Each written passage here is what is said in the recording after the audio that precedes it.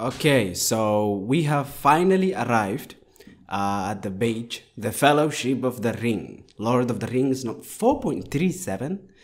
Get the hell out of here. 4.3, wow, 2.4 million.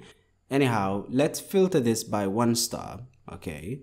49,000 people have lost their way. Okay, so let's start. Read the, I think he covers it quite nicely. He explains how Tolkien was the forefather of fantasy writing and why that makes his books important. He also shares his opinion that the historical importance sort of causes people to overlook that Tolkien couldn't write worth beans. This is complete BS. I will explain to you why. You see, I am very, very critical when it comes to books that I love.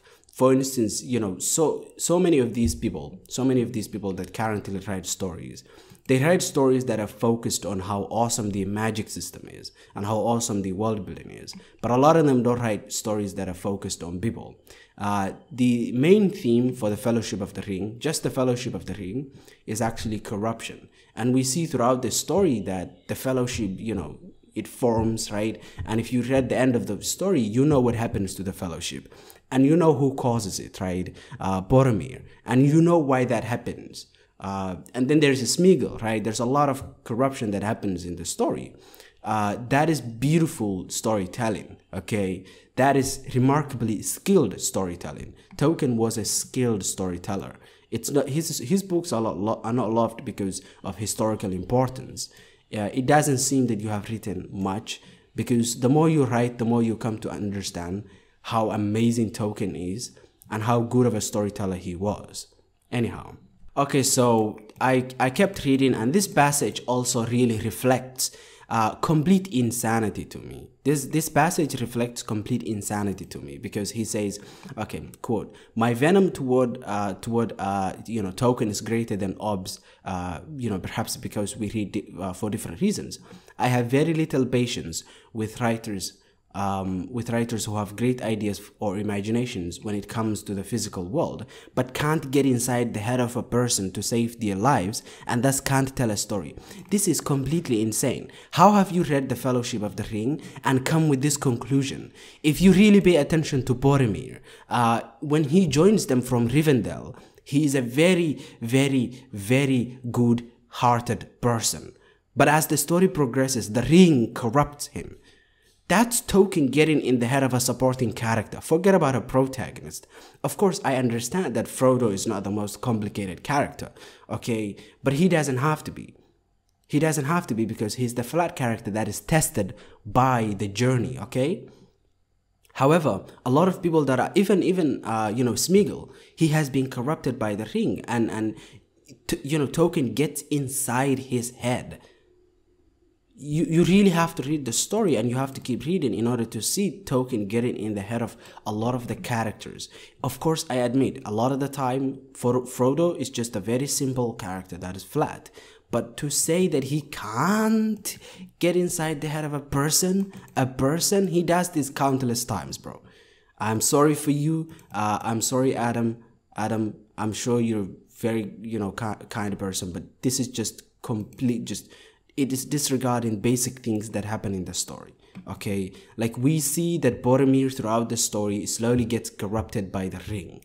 That is Tolkien getting in the head of a character, okay? And this doesn't just happen with Boromir. This happens with a lot of other characters. Anyhow, this sort of writer is often found in sci-fi fantasy, because the genre is geared to reward the most innovative and plausible inventing of a future or past timescape.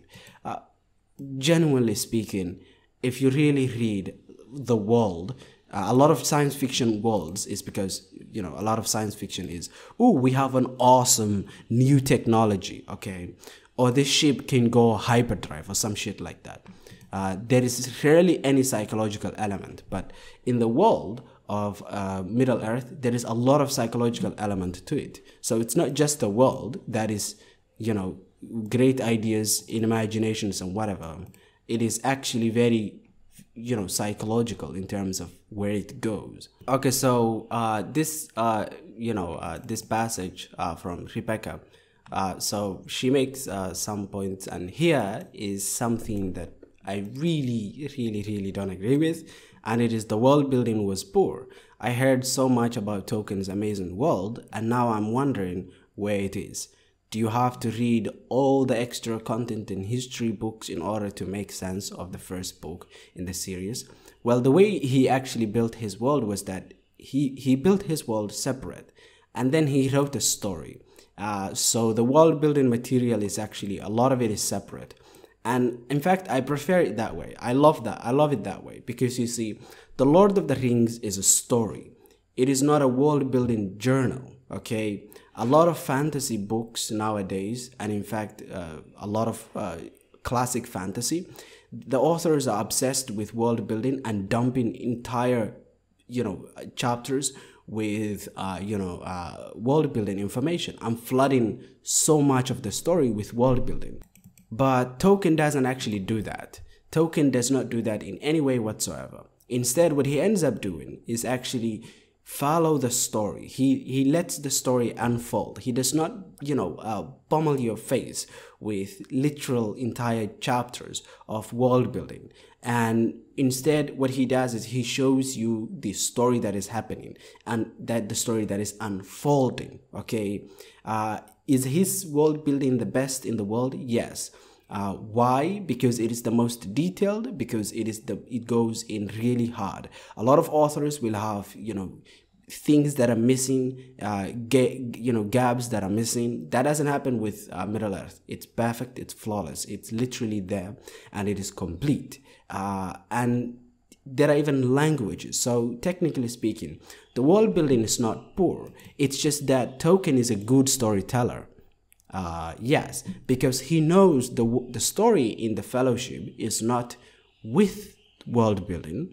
The story is with the Fellowship. The story is with, Frodo. The story is with Frodo and Samwise going to Rivendell, making the French Fellowship, and, the Fellowship facing challenges, okay, until the last chapter when we see what happens. So technically speaking, the world building is not poor. It's just that Tolkien is very smart.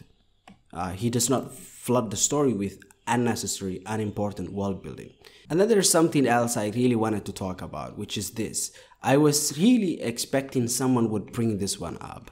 And it is how a lot of people, when it comes to not only The Lord of the Rings, but when it comes to epic fantasy, a lot of people seem to have this attitude of, oh my god, so much description, get into it. Classic epic fantasy was the worst offender of this. You can notice this particular thing in, in The Wheel of Time. I noticed it with The Eye of the World. In fact, it was one of the things that really forced me to DNF that book. However, over the last, half a year or so, I have actually come to accept this as a part of the genre. Because you see, the premise has to be understood. Okay, if you're reading a mystery book, what is happening is, okay, so you see a murder, okay? You don't know anything about it. The author is just describing the murder, and the protagonist who will investigate has just arrived at the crime scene. There's this promise, okay? There's this promise that the author is making to you subconsciously, and it is something that is part of the genre.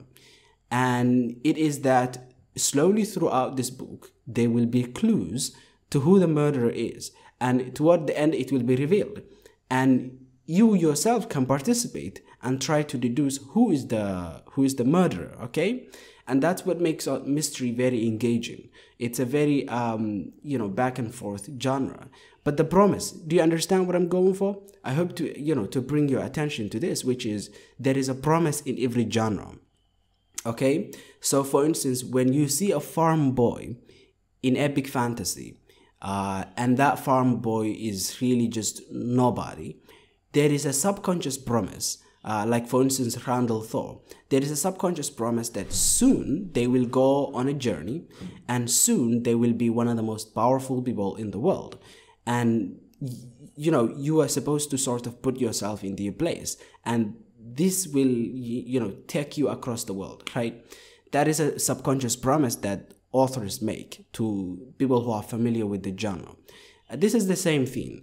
The nature of epic fantasy, there is a subconscious promise, and that subconscious promise is, okay, this story will be epic in scale. It will slowly unfold. We are not really going to be in a hurry. We're not going to be rushing things. We will take our time. But I promise you, by the end of the 4th book, 5th book, 7th book, 10th book, 15th book, as seems to be the case with few epic fantasy books that are really epic, like The Wheel of Time. Not 15 books precisely, but you get the point. The story will take its time to reach an epic and matched conclusion, okay? And so much description, the primary reason and the primary cause of this is not because Tolkien is bad, it's not because Robert Jordan is bad, it is because so many epic fantasy authors take their time, and when they describe stuff, they are not really in a hurry, they are not rushing things because they don't feel the need to rush things. The audience, the intended audience, knows this subconscious promise, and they are aboard for the journey. Okay, if a romance story has two, people, who are not together. Let's say one girl is in the United Kingdom, and another boy is in America, and the story cuts between them. There is a literal subconscious promise that these two people, this girl in the UK and this boy in the US, they will both literally meet soon. There is a subconscious promise that they will meet soon. And it would actually confuse the audience if they do not eventually end up meeting, okay? And so that these are subconscious promises of every genre. And this is really not a good criticism of, any epic fantasy story. This is why, even though I don't like a lot of the descriptions that happen in, Robert Jordan's Eye of the World, I still said that's really just, I need to subconsciously prepare myself for that stuff. And I will read it in September, right? When I talked about it and when I, told you that I DNF'd it, right? And I DNF'd it for precisely that reason, because it felt too much. This is The Diet of a Modern Audience, 2016. Kara, she made this review 2016. It makes sense because modern fantasy does not really have a lot of description. Things move much faster these days. I don't know who to blame for this.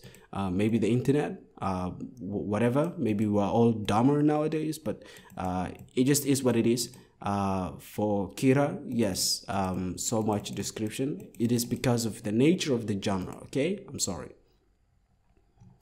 I read the rest of the review. So we've been reading a lot of this stuff for quite a long time.